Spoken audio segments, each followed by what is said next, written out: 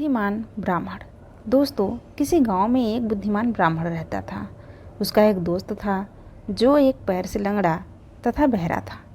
वह दूसरे गांव में रहता था। एक दिन वह ज्ञानी ब्राह्मण अपने बचपन के दोस्त से मिलने के लिए घर से निकला। उसके दोस्त का घर काफ़ी दूर था, इसलिए वह रास्ते में जा रहा था कि अचानक एक हृष्ट पुष्ट आदमी दिखाई दिया। वह भी उस ब्राह्मण के साथ चलने लगा।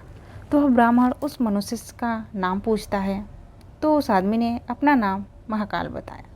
वह ब्राह्मण भी सोचने लगा कि मुझे भी काफ़ी लंबा जाना है, चलो एक साथ मिल गया, जिससे रास्ता आसानी से कट जाएगा।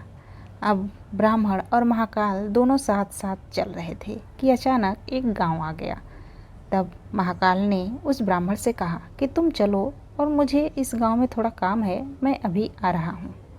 थोड़ी ही देर में उसी गांव में एक भैंस ने एक आदमी को लात मार दी। थोड़ी ही देर में महाकाल उस ब्राह्मण के पास आ गया और बोला कि चलो। फिर वह ब्राह्मण उस महाकाल के साथ चलने लगा। थोड़ी दूर जाने पर एक गांव आया तो महाकाल उस ब्राह्मण से बोला कि मुझे इस गांव में भी थोड़ा काम है, मैं अभी आ रहा हूँ। थोड़ी ही देर में उस गांव में आग लग गई। वह ब्राह्मण सोचने लगा कि ये आदमी जहाँ जहाँ जाता है वहाँ पर कोई न कोई घटना जरूर घटती है। अतः वह ब्राह्मण महाकाल से पूछ लेता है कि भाई तुम कौन हो। ब्राह्मण की बात सुनकर महाकाल बोला कि मैं यमदूत हूँ, मनुष्यों के प्राण हरण करना मेरा काम है। इसके बाद ब्राह्मण महाकाल से पूछा कि तुम यमदूत हो तो ये बताओ कि अगली मृत्यु किसकी होने वाली है। तब महाकाल ने कहा, अगली मृत्यु तुम्हारे उसी मित्र की होने वाली है जिससे तुम मिलने के लिए जा रहे हो। वह ब्राह्मण सोचने लगा, यदि ऐसी बात है तो मैं अपने मित्र से मिलने नहीं जाऊंगा।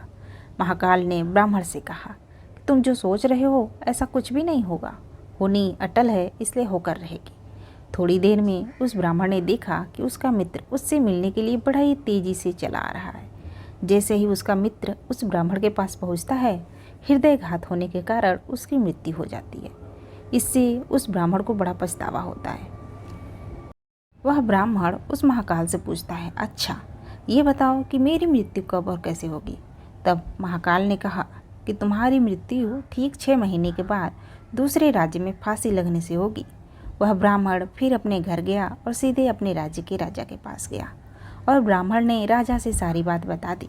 तब राजा ने राज्यसभा में यह प्रश्न सबके सामने रखा। तब उस राज्यसभा में यह फैसला लिया गया कि यदि ऐसी बात है तो वह ब्राह्मण इसी राजमहल में 6 महीने तक रहेगा। राजा ने ब्राह्मण के लिए राजमहल में ही व्यवस्था करवा दी। धीरे धीरे समय व्यतीत हो रहा था। उस ब्राह्मण को नींद में चलने की बीमारी थी और यह बात उस ब्राह्मण को नहीं मालूम थी। जिस दिन उसकी मृत्यु होने वाली थी उसी रात्रि को ही वह ब्राह्मण राजमहल से निकलकर दूसरे राज्य के राजमहल में जाकर राजा के शयन कक्ष में राजा और रानी दोनों के बीच में जाकर सो गया। सुबह जब राजा उठा तो उस ब्राह्मण को अपने शयन कक्ष में देखकर बहुत क्रोधित हुआ और उस ब्राह्मण को फांसी की सजा सुना दी। तब वह ब्राह्मण उस राजा से सारी कहानी सुना देता है, जिसको सुनकर वह राजा अपना एक गुप्तचर अपने पड़ोसी राज्य के राजा के पास भेजकर सारी जानकारी ले लेता है। जिसको सुनकर वह राजा अपने फैसले पर भी बहुत पछता रहा था। लेकिन उस राज्य का एक नियम था कि एक बार राजा जो सजा सुना दे फिर चाह कर भी उसे बदल नहीं सकता। राजा ने एक राजसभा लगाई और इसका उपाय पूछा। तब उस राजसभा में यह फैसला लिया गया कि एक पतले धागे का फंदा बनाकर आप ब्राह्मण को पहनाकर अपना वचन पूरा कर लीजिए। पतला फंदा होने के कारण ब्राह्मण की मृत्यु भी नहीं होगी और आपके फैसले की लाज भी बच जाएगी। तब एक पतले पतले धागे से फांसी का फंदा बनाया गया और उसके अगले दिन ब्राह्मण के गले में डाल दिया गया और फंदे को खींच दिया गया। सभी ने यह सोचा कि ब्राह्मण को कुछ नहीं होगा, लेकिन उस पतले धागे की वजह से उस ब्राह्मण का गला कट गया। खून तेजी से निकलने लगा। ज़्यादा खून बह जाने की वजह से उस ब्राह्मण की मृत्यु हो गई। दोस्तों, हमारे भाग्य में जो लिखा होता है वो हर हाल में होकर ही रहता है, उसे बदला या काटा नहीं जा सकता। उस ब्राह्मण ने अपने बचने के कितने उपाय किए, लेकिन मृत्यु के आने पर कोई उपाय काम न आया तथा उसकी मृत्यु हो ही गई।